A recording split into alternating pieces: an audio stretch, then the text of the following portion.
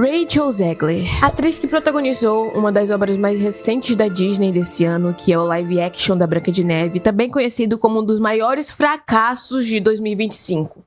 Foi algo assim, nossa senhora. Se você não assistiu ou se você não ficou sabendo, não tem problema. Até porque esse filme foi um flop tão gigante que ela mesma teve que assistir o próprio filme no cinema porque o negócio tava muito feio. Mas eu acho que o problema em si não é o filme ser ruim, até porque ultimamente a Disney não tá lançando filme tão bons assim. Principalmente com essa nova onda de trazer live actions de contos antigos, de filmes antigos da Disney, que não tá pegando, não tá funcionando. A galera tá tipo, para! O problema, ele vai além disso e ele é muito mais profundo do que você acha que é. Claramente começa pelas péssimas decisões da Disney nos últimos anos, mas principalmente sobre a péssima escolha de atriz pra esse filme e da atriz em certas situações, que passou do ponto onde era só sobre a aparência dela não ser ideal pro filme ou ela não ser bonita o suficiente, e foi pras péssimas atitudes que ela teve que sabotaram tanto o filme quanto a própria carreira. É sobre o efeito rebote que a Disney tá criando numa tentativa de adiar o fim de uma era, se afundando cada vez mais. É sobre isso que a gente vai falar hoje. Então vamos começar pelo óbvio. Tudo começa pelas inúmeras mudanças que Branca de Neve teve do conto pra adaptação em live action. Por exemplo, a nossa Branca de Neve no live action já não é tão branca assim. Eu acho que tanto faz quando não existe uma condição de etnia dentro desse personagem, como foi no caso da Ariel lá, que também rolou toda uma polêmica por ela ser preta e tal. Enfim, pra mim tanto faz, mas nesse caso, como ela era pra ser a Branca de Neve, eu entendo o porquê que a galera ficou, sabe, pá. Fora o fato de que assim, a protagonista, né, a atriz, ela tinha que ser mais bonita, em teoria, mais bonita que a vilã, né, que seria a Rainha Má, interpretada pela Gal Gadot. Eu não tô dizendo isso por uma base de opinião pessoal nesse momento, eu tô dizendo porque no conto original a beleza era algo relevante na história. Até porque se eu fosse considerar minha opinião pessoal, né, seria complicado, porque depois de Mulher Maravilha, eu só criei flashbacks horríveis, assim, uns negócios, não consigo lembrar. Max Lord, you're putting yourself and everyone else in grave danger. I need you to give me the stone. Kal-El, no! Kal-El, no!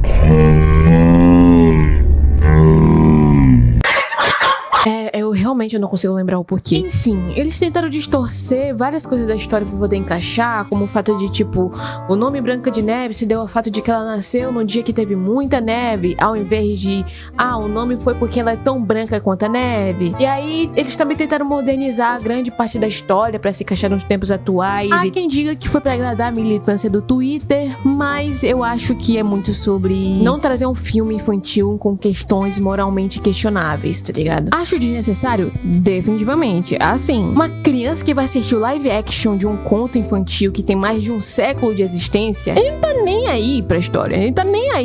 Ele não vai falar, nossa, como assim a Branca de Neve só pode ser salva com um beijo de amor verdadeiro e o príncipe vai carregar ela nas costas e levar ela embora? Nossa, isso é muito machista. Tipo assim, ela não precisa ser salva por ninguém, ela é uma mulher independente, period. Porra, ninguém liga pra essa bomba aí, não. Ninguém foi nem assistir, ninguém pediu por esse filme, mano. Ninguém liga pra essa bomba. Mas sabe quem liga?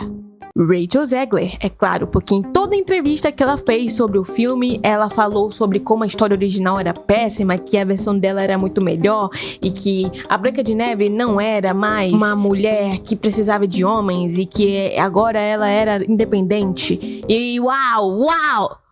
You said you were bringing a modern edge to it on stage. What do you mean by that? I just mean that it's no longer 1937, and we absolutely wrote a Snow White that is not going to be saved by the prince. She's not going to be saved by the prince, and she's not going to be dreaming about true love. She's dreaming about becoming the leader she knows she can be, and the leader that her late father told her that she could be if she was fearless, fair, brave, and true. Told me before that your version of Snow White is different, and it's more of a 2022 version of Snow White. What did you mean by that? I mean, you know, the original cartoon came out in 1937, and very evidently so. There's a big focus on her love story with a guy who literally stalks her. Yeah. Weird. Super weird. So we didn't do that this time. It's really not about the love story at all, which is really, really wonderful. And whether or not she finds love along the way is anybody's guess until 2024.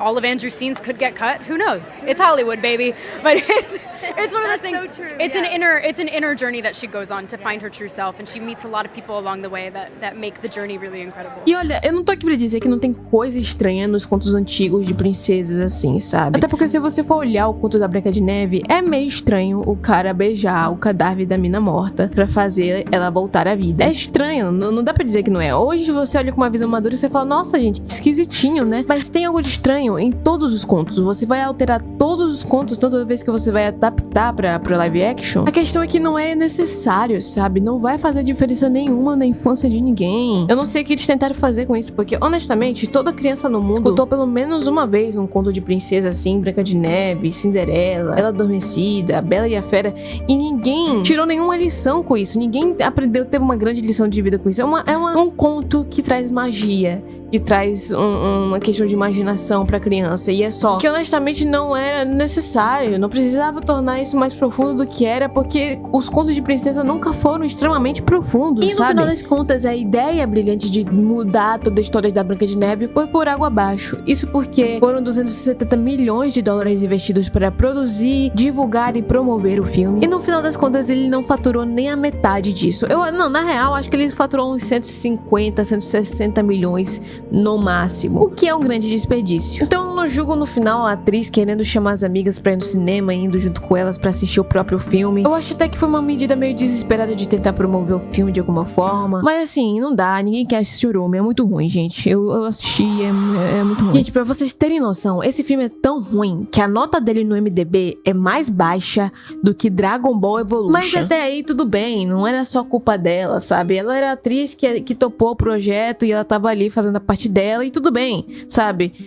Até dava dó nela, porque assim, às vezes a galera pegava muito pesada, fazia piadinha com a aparência dela e ninguém merece isso, sabe? Ninguém merece ser chacota de ninguém na internet por tá fazendo o seu trabalho. Era o trabalho dela tá ali, sabe? Querendo ou não, ela tava sendo paga pra aquilo. Só que até essa dó, ela vai mudando quando as coisas vão mudando, né? Porque aí, você vê que a Rachel Zegler, ela não é exatamente uma pessoa santinha também. Ela começou a responder várias pessoas, chamando pessoas de racista por aí no Twitter, tá ligado? E deu pra ver que ela é uma pessoa que se posiciona muito sobre política no geral. Ela é uma pessoa bem militante. E, obviamente, ela falou coisas que, tipo assim, leva ela pra posição que ela tá agora. Everyone who hates when I win, the winged victory came to the Louvre in pieces, and people still line up to see her. And I can only hope that despite my flaws, and despite my cracks and my breaks, and there are many of them, that at every premiere and everything I do, people will wait in line to see. Aí corta pra ela numa sala de cinema sozinha com uma amiga assistindo o filme. A sala tá vazia, assim, completamente vazia. Aí você me desculpa, com todo o respeito do mundo, mas se ninguém quisesse assistir essa bomba nem quando tava em cartaz no cinema, tava completamente vazia, a sala tudo vazio, você me jura que na Premiere os caras falaram, não, esse filme é muito bom, vamos ter que acompanhar o que ela tá fazendo, porque, nossa, uma obra de arte. Caralho, revolucionário. Porra! Para de mentir. Você tá me dizendo... começou a mentiraiada aqui, Começou a mentiraiada. Para com isso. E fora essas pequenas mentiras que a Rachel tava contando, ela também não tava se ajudando muito no Twitter, né? Ela tava sendo muito xingada pela galera que era conservadora, ou era uma galera que também não tinha curtido o filme, sabe? Enfim, ela tava sendo muito xingada. E como eu já falei algumas vezes nesse canal, nem todo mundo que é figura pública sabe ser figura pública. Ela começou a responder, xingar, ironizar e debochar dos outros nos comentários. Começou a fazer retweet, falando um monte de coisa absurda. E isso escalonou até o ponto onde a Disney teve que intervir e contratar uma equipe de social media pra ela, pra, sabe, lidar com as redes sociais dela e não deixar ela piorar a situação dela, né? Porque, querendo ou não, ela ainda estava vinculada ao filme e isso significava que prejudicaria tanto a ela quanto a empresa, a Disney. E pra acrescentar cereja no bolo, a Rachel conseguiu criar um desentendimento com a Gal Gadot na vida real. Se você for ver nas entrevistas de Branca de Neve, dá pra ver que a Rachel e a Gal estão sempre juntas. Elas eram muito amigas, muito próximas, assim, elas conversavam de uma maneira muito íntima. Mas o afastamento aconteceu e o motivo é até um pouco pesado. O que acontece é que a Gal Gadot é a favor de Israel, né? Quem tá vendo a guerra de Israel sabe o que eu tô falando. Hamas, Palestina, todo mundo já sabe. E basicamente ela se posicionou a favor de Israel, o que já tava tipo bem arriscado pra própria carreira dela, né? Considerando como a guerra tá nessa situação. E o que causou esse afastamento entre as duas foi uma questão de diferença de ideologia no geral. Em 2024, a Rachel tweetou a favor da Palestina, né? Então já dá pra entender o que aconteceu, elas meio que se afastaram por essa questão. E fica muito óbvio, tanto em gravações, tanto em eventos que elas participaram, que ficaram um lado da outra. Claramente existia um clima meio tenso ali entre as duas, um desconforto. Mas no fim, eu acho que é um afastamento válido. As pessoas não precisam estar do lado da outra se elas discordam uma da outra. Mas vê como as coisas vai se escalonando. É problema em cima de problema. Você estava tão no limite ali que a Disney começou a cortar várias premieres pra evitar uma nova controvérsia e tipo uma divergência entre as duas. Eles não queriam mais polêmica vinculada a esse filme que já estava predestinado a ser um fracasso. E olha que a premiere é muito importante, gente, porque é um evento onde os diretores e atores falam sobre o filme. Além disso, é um evento onde muita mídia aparece, muitos portais de informação, jornais, sites vão fazer a sua entrevista ali. Então é um momento de divulgação e promoção do filme. E isso não aconteceu. Então assim, 3 dias antes do filme ser lançado, né, sair em cartaz nos cinemas, não tinha nenhuma premiere rolando porque a Disney tava com medo da Rachel abrir a boca e fazer mais merda ainda. O bagulho já tava ruim. Ela não tinha como piorar, né?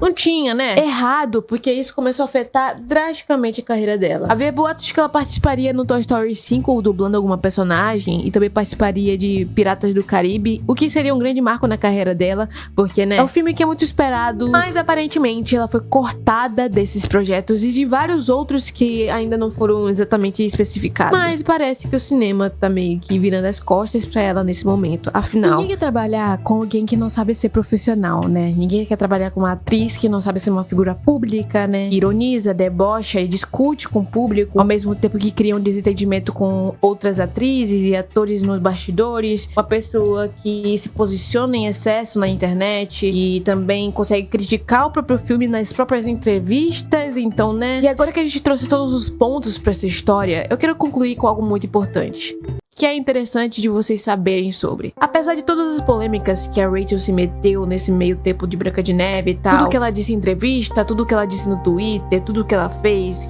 o desentendimento que ela causou no bastidores, tudo que ela se meteu e a consequência que aconteceu na vida dela, não foi culpa unicamente dela. Ela não foi a pessoa que distorceu a história de Branca de Neve, ela não foi a pessoa que foi responsável por qualquer coisa na direção do filme. E do que eu tô falando? Bom, eu vou mostrar aqui pra vocês o comentário de um vídeo do YouTube, onde a Rachel responde e ela fala umas coisas bem interessantes pra narrativa dela. A primeira coisa que ela cita é que muitos dos clipes das entrevistas que ela fez foram compilados pra fazer parecer que ela odeia o material original, ou seja, o conto da Branca de Neve original. E aqui ela diz que ela é muito fã da Disney e muito fã da princesa que ela fez o papel. E o segundo é que disseram pra ela, pra realmente vender o fato de que a personagem é muito maior e mais ampla do que algum dia meu príncipe vai vir e que ela vai ser uma princesa indefesa, sabe? Que vai esperar o amor chegar na sua porta, sabe? Disseram pra ela vender essa ideia. Quem disse? E você pode estar achando, não, na verdade ela só tá tentando desviar a culpa, né, Blair? Vamos lá.